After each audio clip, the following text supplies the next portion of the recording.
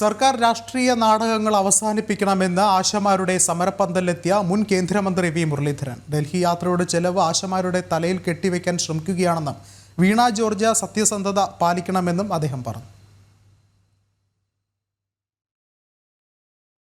സംസ്ഥാന ആരോഗ്യമന്ത്രി നടത്തിയ നാടകം, ആ നാടകം അങ്ങേയറ്റം അപഹാസ്യമായിട്ടുള്ള നാടകമായിരുന്നു. പൊതുപ്രവർത്തനത്തിൽ ഇരിക്കുന്ന ആളുകൾ ഏറ്റവും ചുരുങ്ങിയത് ഒരു സത്യസന്ധത, ആ സത്യസന്ധത പൊതുപ്രവർത്തനത്തിലെ സത്യസന്ധത പാലിക്കണം.